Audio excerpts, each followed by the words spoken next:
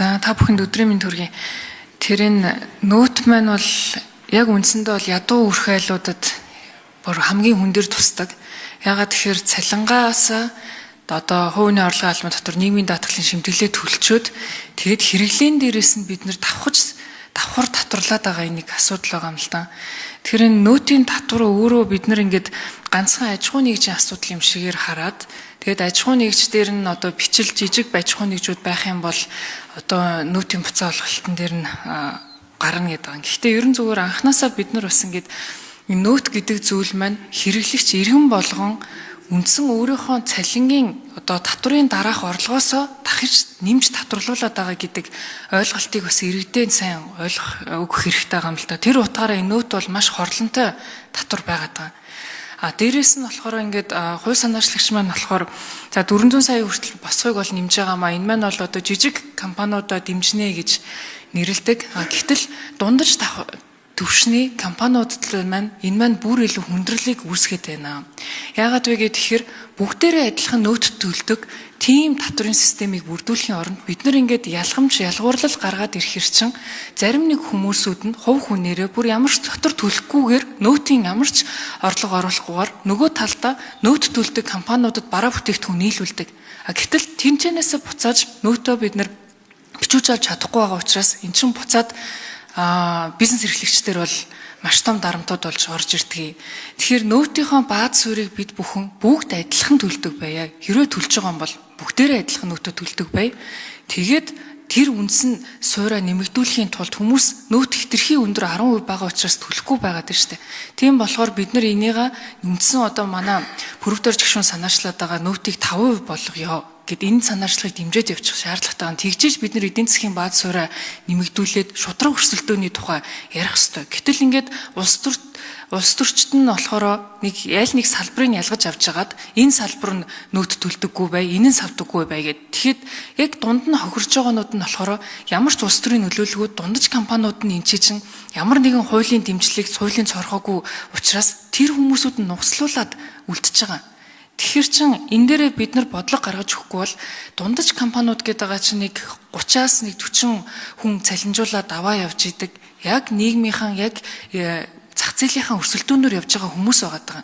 Гэтэл ингээд хэтэрхий том группүүд нь болохоор өөрсөндөө зориулсан хуулийг батлаад энэ нэг нөт мөвдөөсөн чөлөөлөгдөд явчаад байгаа. Эсвэл бүр бичлүүдийн нь болохоор бид нар за энэ бичил жижиг компаниуд юм чин гээд бас хуулийн дэмжлэг гаргаад өгч байна. Гэтэл өнөөдөр манай нийгэмд хамгийн их дэмжих ёстой нөгөө дундаж орлоготой иргэдээ дундаж хүмүүсээгээ дэмжих бодлого нь ерөөсөө гээгдээд байгаа юм байна гэж хараад байна. Тэгээ тийм учраас бид нар ер нь нөтийн бодлогыг яаж шудраг болгох юм бэ? Энэ өөрөө тодорхой байх хэрэгтэй. Нөтийн буцаан олголт гэж ярихаасаа илүүтэй ер нь энэ нөтийг анханаас нь 5% болгож суураар нь багасгах хэрэгтэй гэдэг дээр нь илүү анхаарах хэрэгтэй юм шиг миний хувьд бол санагдаад байгаа. Тэгээ энэ дээр хувь санаачлагчийн байр суурийг асууя. За, хасурын гайвыг гишүүн хариулъя. За, манай Цэнгүүн гишүүн бол яг зөв одоо байр суурийг илэрхийлж байна. Энэ бол ажлын хэсгээр бол бид нар бол энэ 400 саяын босхойг бол шаардлагагүй юм байна. Энийг ивэрэ үлдээ гэдэг бол санал хураалт бол ажлын хэсгээс гарсан. За харамсалтай байнгын орон дээр бол энэ дэмжигдээгүй. Тэгээ 400 сая босхтой байхаар байнгын орон дээр дэмжигдсэн байгаа. 400 саяын босго нэмснээр нийтдээ бол энэ 23 мянган аж ахуй нэгж бол нөт төлөгч байхаа болно гэсэн. Тэгээ одоо энэ загт одоо нийт одоо өнөөдрийн байдлаар нөтийн хамрагдалт бол нийтдээ бол 75% хамрагдaltaй байна. За 400 саяын босго тавьснаар бол 68% руу бууж ирнэ.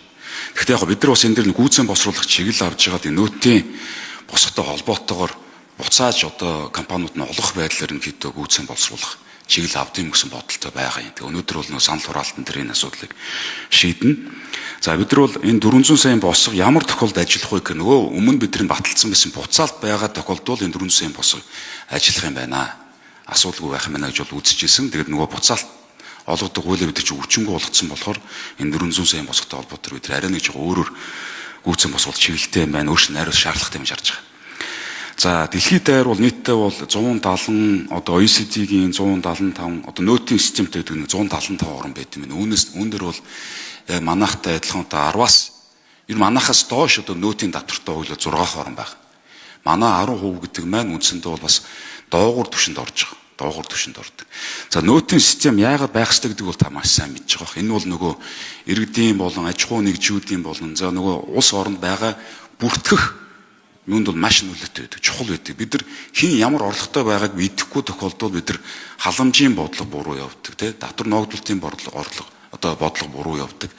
За сүүлийн үед бол OECD-ийн орнууд бол прогрессив VAT гэж бол ерөнхийдөө бас нэлээд түгээмэл болж байгаа. Тэр нь бол нөгөө орлогоос нь хамаарат эсвэл худалдаа авалтын хэмжээнээс нь хамаарат буцаалт хийх ийм нөхцөл байдаг. Гэхдээ тэр хуулийг бид нар өнгөрсөн жил баталсан байсан. Гэхдээ сая бол тэр ингээд өгчөнгөө болчихлоо шүү дээ. Гэхдээ энэ бол яг тийм хэсэгчилж энэ нөөтийн хуулийг гэж оролдож болохгүй байдаг.